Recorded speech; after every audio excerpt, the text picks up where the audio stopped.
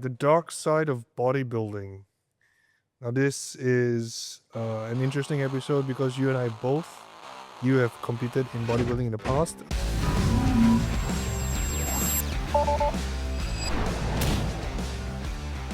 And we'll start off with the first one. Identity versus outcome. When the physique becomes the person. I see this with a lot of people when the person ties their entire identity to that one sport.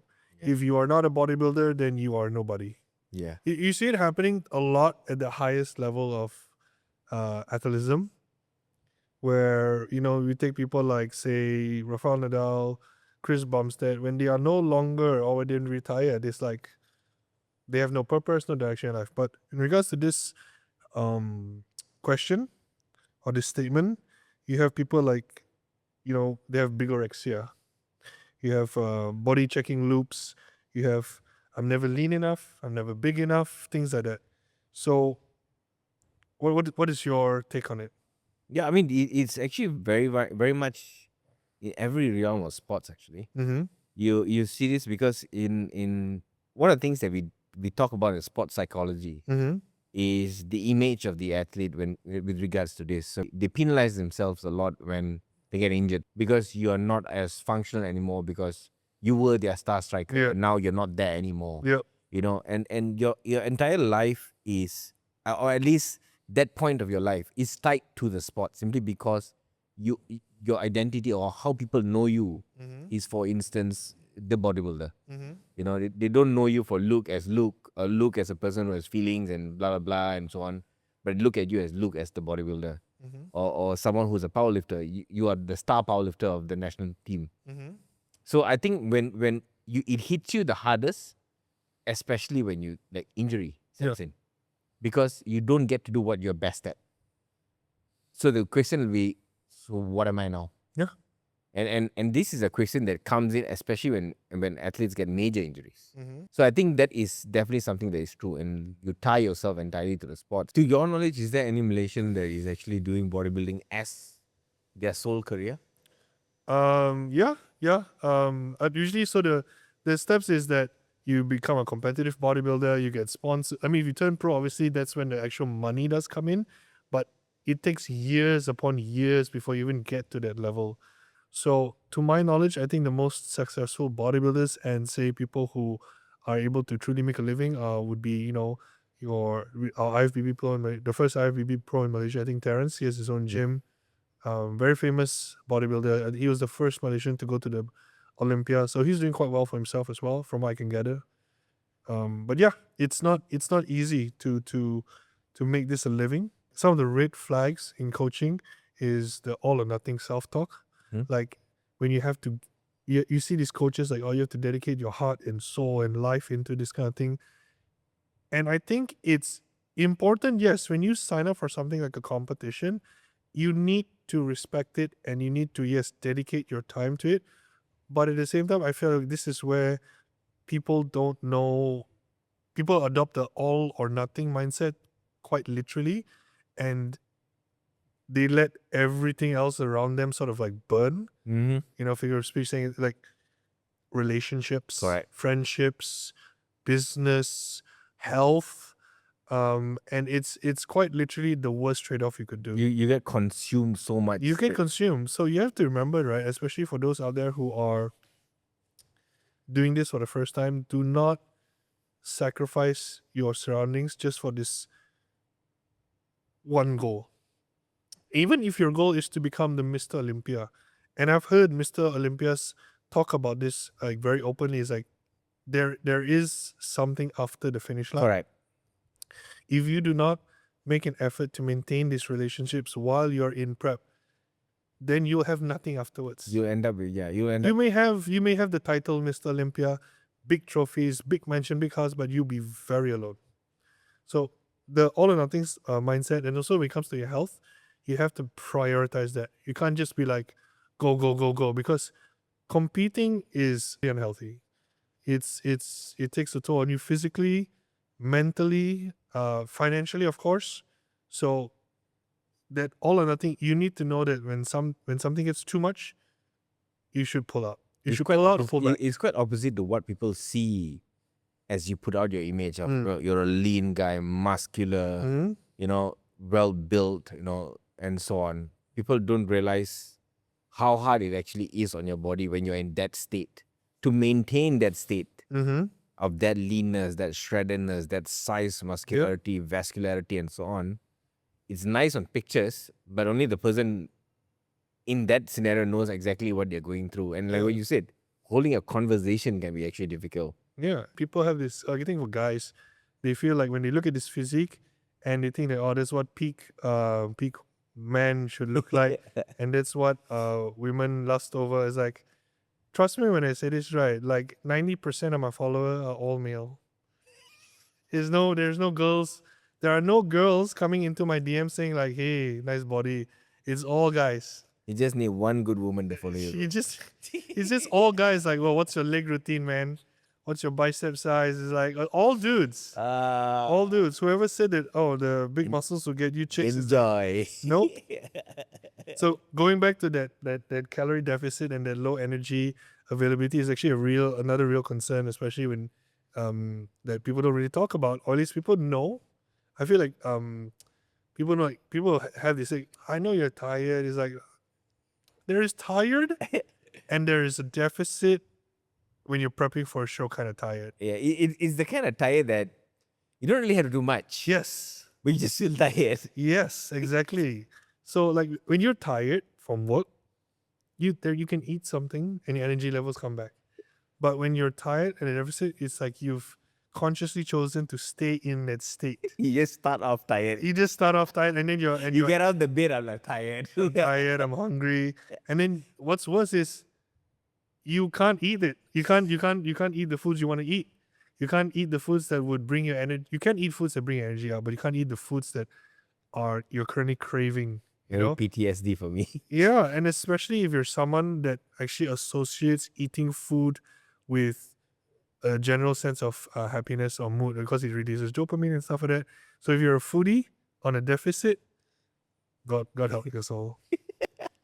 But also hormones. So another thing that is not often talked about is how much it actually damages your hormones, especially reds. It's not just for endurance athletes and things like that, but when your fat intake drops to a very low level, especially in women, women can lose their period. Yeah. For men, fats help regulate our hormones, especially testosterone. So testosterone also takes a dip.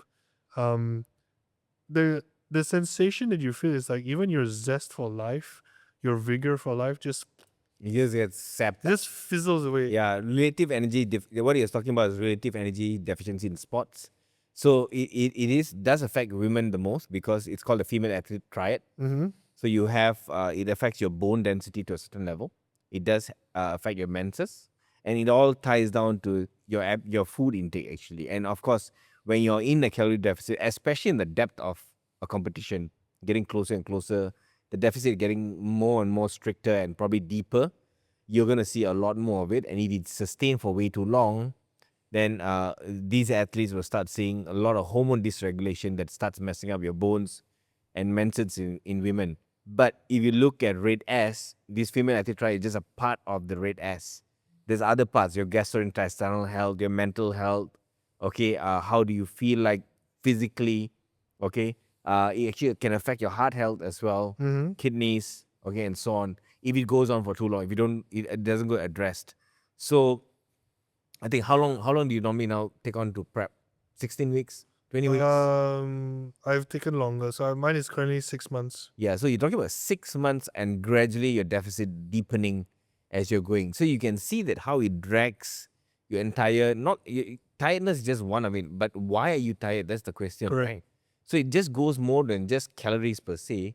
There's also how your hormonal milieu has changed over the time. Things like erectile dysfunctions can come on. Okay, you don't have libido anymore. Yeah. Why do you think you don't have libido? It's because it's messing with your hormone levels. Exactly. Okay, so that is something that is very real in a sport that requires you to reach a certain level of leanness. You know, so I think we do have to have open conversations about this. Okay, we do have to address that this is something that you will have to go through. I mean, you fully know that you have to go through this. You fully knew that if you wanted to reach that level of leanness and be on stage to show off that leanness, you have this the path of fire that you have to take. That is the dark side of bodybuilding. Nobody talks about this. It's not just exclusive to you. It impacts your surroundings, the people around you. Low libido, your partner is gonna feel insecure. It's like, oh, you don't love me anymore. You don't want to Be make with love me to me anymore. Yeah. Be with me. Something's wrong. Did I say something? Yeah. So it's a constant having to manage the relationships while you are in that state. How about the emotional irregularities? Yeah, the emotional reality is like it's okay. So there's this conception that people who are taking the enhanced path, that they are more prone, also they're more prone to being more angry and stuff like that. And the current research says that it's actually not the hormone agonist. It may make you a little bit or more predisposed to feeling a bit more less patient, but that is also attributable to the deficit, not the hormones itself. Now, people who say that, oh, this person is getting more snappy or roid rage and things like that, yeah, it's the person itself, you see. So steroids, or the people who take the enhanced route, what these compounds do is, like, physically it accelerates growth, but it also just heightens and brings out more of what was already there. So someone who is predisposed to outbursts, or someone who's naturally angry all the time, it would just amplify that. And depending on what kind of compounds they're taking, it can amplify that between 10 to 100 times more, which is usually the case. So that's why you see these people who are all constantly angry. They were like that way before. The compounds didn't turn them into a different person. It just showed them the real colors and even more. So he's not really, he went from Bruce Banner to Hulk. You're probably a very small Hulk before that. Yeah, You're just a much exactly. bigger Hulk right now. Like, speaking of enhanced athletes, people who are taking the enhanced path, what is another dark side of that is that when you are on these types of compounds, it actually masks serious health concerns underneath it.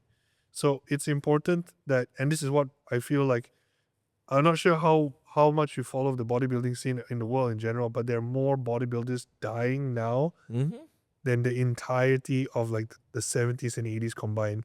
Just in this year alone, and just this past few months, at least 7 or 8 bodybuilders in their prime have passed away. Now, I'm not a doctor, I'm not an expert, I'm not even saying that it's linked to anabolic use. The common denominator, that they were all enhanced. Again, you can make that argument, but what I'm seeing in Malaysia is that people are not prioritizing blood work. And so if you are going through that enhanced route, not judging, it's your body, your life, your choice, totally up to you, totally fine. But be safe about it. Get your blood work regularly drawn. If it is a concern, I think your clinic offers blood work as well. You would be able to actually check and help these individuals. Yeah, of course it is. I mean, you got to play with fire, then know how to play with fire. Correct. And at least in that way you don't get burned. All right. And I think there are a lot of people who don't take into account about these things like this, but I've seen a lot of them also take into account things like this. They are extremely careful with things like this. They regularly get their blood work done. They know what they're dealing with, and they want to do it probably in the least harmful way possible to themselves. And I'm also thinking that they will also take consideration of knowing how much to use, know when to call it a stop. Okay, know when it's not safe to do this anymore, and so on and so forth. I think that also goes to the leadership that you look up to, people that you look up to. If they also follow the same traits where they are extremely careful with things like this, yes, you want to take on this route of bodybuilding, and you can't bring a Myvi to a Ferrari's race. Yep. Okay, that's not how it's going to work. Yep. Okay, so if you want to be a Ferrari yourself, then know how to be one. Correct. All right, and take the responsibility, do what is necessary to make sure that you are doing this as safe as possible. And like what you correctly said, is not just about your health, because your health impacts the people around you as well. Okay, and more so if you are not a lone ranger. Okay, you have girlfriends, wives, husbands, if you're a female doing this as well. you need to understand how to make sure that you don't sacrifice things that are important. And trust me, it'll matter. It will. Because people will cheer you for the 10 seconds when you take your medal, but that's where it stops. If you are going to bad health and so on and so forth, you get ill, the people are going to be around you are the people who cared about you in the first place. They didn't care for your medals, Yeah. okay? But they cared about you. Okay, yes, great. They are there to cheer you on when you win, but they're also there on your downtimes. They also understand the things that you're going through to get to this level, and they kind of share your aspirations. But if you don't manage your relationships well, you don't manage your family members well, you will lose all of that along the way as well. And all of these will probably mean nothing. I mean, any sport that we do, any achievement that we have, if you don't have it to share with a few people, then what does it mean? Yeah, exactly. Yeah, I mean, that's something that I probably learned. Actually, I learned that along the way. Yes, I got a good business going on right now, but what does that mean? What is this for? Mm. Yeah, so sometimes, yeah, you got to answer those questions. You got to ask those hard questions yourself. And I think when you figure out that questions, you probably lead your lifestyle or your life as an athlete way better. Mm-hmm. Yeah, so I think that's probably something that I think you constantly ask yourself as well. Why are you doing this, and who's going to be around you when you do win all these things? Mm-hmm. Yeah, you're right. You're right. So one of the things that most and this is quite common as well, is the post show crush. Mm-hmm. So when I say post show crush, it's food, it's your mood, and the echo of the stage, like what do you call this?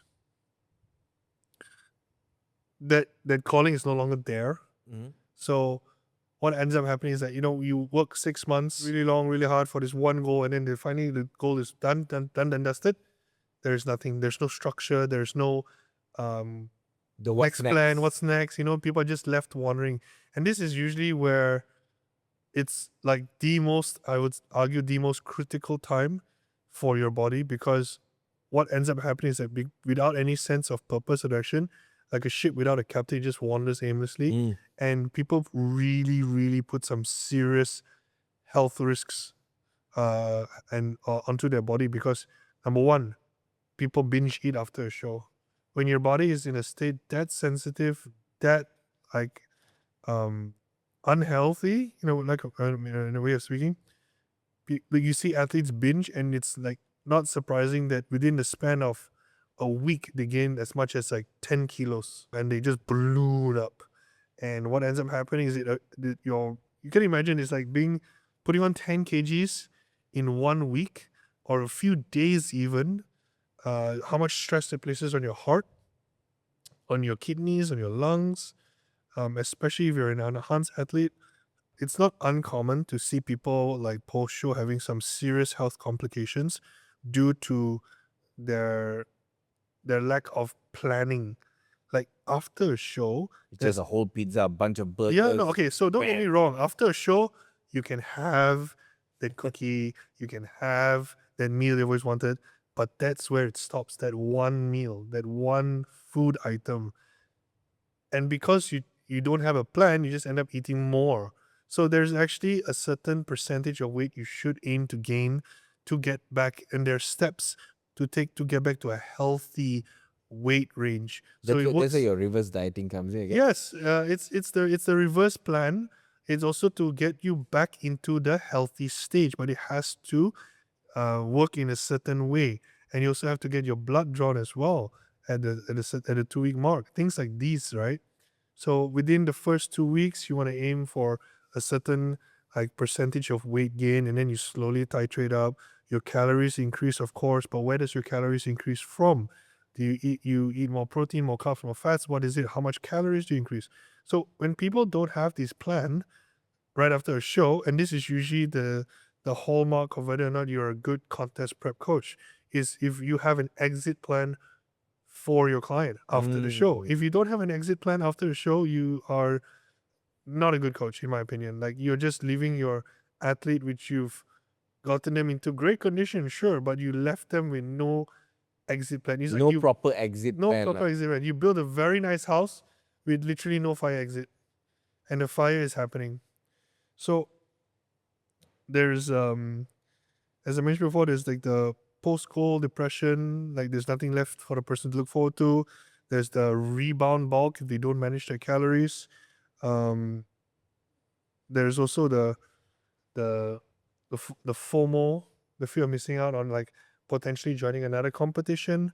So these things all gather in the athlete's mind, and it just triggers them, and it causes the stress, which probably again leads to the binge eating. That's a good segue to your question I wanted to ask you. Like, when you said about that FOMO feeling, right? Like, how many competitions a year do you think is probably you would benchmark? That's as many as I would do in a year. I would say, okay, now this is also dependent on two things, whether you're working with a very experienced coach and also the judges' feedback, right? So ideally, if you're going, for me, this is just my perspective, I prep once just to do probably 2 to 3 shows back to back if the schedule allows it. And also the judges' feedback is important. If you do one show and the judges' feedback is, oh, you need more size, you're lacking in so many areas, then there's no point joining the second and third show. It's, Just go off, spend the next year, maybe 2 years, working on that feedback, and then come back again. so it's more like just leanness or those kind of things. Do you think that's more manageable? Leanness. Like, how dry do you come in? So Could you tweak that for the next show? Say it's 2 weeks from now, right? yeah, of course, of Yeah, course. so that's Like if you already say, for example, you already got lean enough for the first show, and then the judges say that you've got the size, but you need to trim off a bit more fat, or you need to come a bit more drier. There is a potential, there is a possibility that in the next 2 weeks you could make that work. You'd be a bit tighter, but you're just gonna have to suck it up. Again, it's like, what is it? Maybe you didn't plan your peak week properly. Maybe you overshot on your carbs. Maybe you overspilled. That's why. So the reason why it's always good to aim for 2 to 3 shows after that is so that if things go wrong in the first show, you can make some tweaks in the second and third. So there's a chance that you actually are conditioned, but you just timed it wrongly. I see. Yeah. Fair enough. Up next is also the social media distortion, which is the filters, the fake natties, people who are on gear claiming they're natural, survivorship biased, and it's social media is a great platform if used right, but obviously people always use it for their own personal needs, and almost always it's never used for the what it was intended to be made for, right? And you have these impressionable young generation looking up to all kinds of wrong influences, thinking that, I'm gonna look like that if I work hard, if I just work hard. But unfortunately that's not the case. Yeah. So it's unfortunate, but it's how the direction of the fitness industry is always gonna be like, I mean, like, look at it in IPF, right? Someone competing, getting on the stage for 3 years, didn't get caught. Mm-hmm. But to that person, I don't know, it didn't matter at all. That the fact that you were competing in a natural federation and you were coming with gear, evolved gear strength. Yeah. I don't know. Not everybody has that kind of responsibility to themselves and to the community to do what you should be doing. And social media is probably the worst place for that to happen. Yeah, okay. Social media, like celebrities, like you have to understand that everything that you see on social media is touched up, it's edited. They do not look like that in real life. So the Except for filters, this is original. this is original. One way I would say to handle this better is that mute them, like you mute them, unfollow them. Do not. What I've learned in the past year is that your social media feed, what kind of information you consume, is so important. So if you're constantly consuming rubbish, your mindset is just going to be messed up all the way. Yeah, hence why it's called doom scrolling. Yeah, it's called doom scrolling. Yeah, so I think another advice I would give to young aspiring bodybuilders is, yes, aspire to be like these great bodybuilders. Take notice of the hard work they put in. Take notice of the dedication they put in to be what they are, but don't idolize people. Mm-hmm. Don't worship them. you're not supposed to see athletes as people you want to worship to. Okay, you should not idolize them. You can emulate the things, the positive things that they put out, and the things that they do to become the best that they are. And that way you get the best of them without you losing or overshrouding your own identity and not creating false perceptions. Like, I can be as good as Chris Bumstead. It's great that you can work out and look and become big and strong and physically rip and all. But there's only going to be one Chris Bumstead in this world. Yeah. Okay? You be whoever you are. Okay? Be the best of what you are. You don't have to be another Chris Bumstead. Yeah. Injury risk and the strength, like the tissue mismatch, especially for an enhanced athlete, almost always, right? The muscle force always outpaces the tendons and the ligaments adaptability. When it comes to anabolic steroids, it's like, yes, it increases the muscle growth exponentially, but tendon and ligament growth, or like ability to adapt to the muscle's rate of growth, is two very different things. Yeah, the muscle outpaces it. Exactly. So the muscle tissue gets bigger very fast, but your tendon and strength is like, yo, we can't do this. Stop now, you know? And so you hear all kinds of injuries. There's a reason why in enhanced athletes is a lot more common than non-enhanced athletes. Is there probably a reason why also now people are not everybody is like going for the Dorian Yates style of training where you train heavy and so on? Is that why people use more moderate weights, higher repetitions? I think also partly due to the fact that people are getting smarter when it comes to training, yes. But also with the new influx of optimization, that they've lost that, I was going to say lost, but they just feel that true intensity, like training smart is one thing, but people have adopted training smart quite too literally and now lost the sense of training hard. Because at the end of the day, what truly sets you apart and what grows muscle is how close you can take a set to failure. Yeah, correct. That is key, right? But everyone's focused on what's the best angle. You should turn my hand here, optimal 10 degrees, 4 degrees, 6 degrees. They're And then- overanalyzing. Yeah, you're overanalyzing.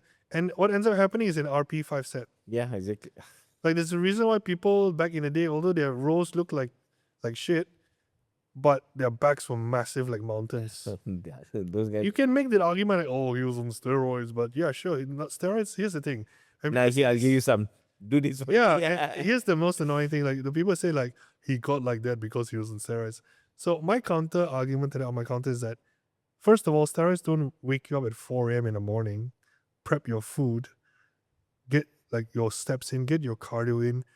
Steroids don't make you go to the gym and push really, really hard, get 8 hours of sleep. So you see, at the end of the day, people can take steroids, but you're not gonna do anything about it. You're never gonna get the results you want to get. Yeah. It's when people have to do something so uncomfortable, that's when they really see whether the person actually does it or not. Like you give them all the steroids in the world, it's like, oh, by the way, you need to wake up at 4 a.m. You need to get your cardio in for 40 minutes on an empty stomach. And then after that, you got to go through 8 hours of your work.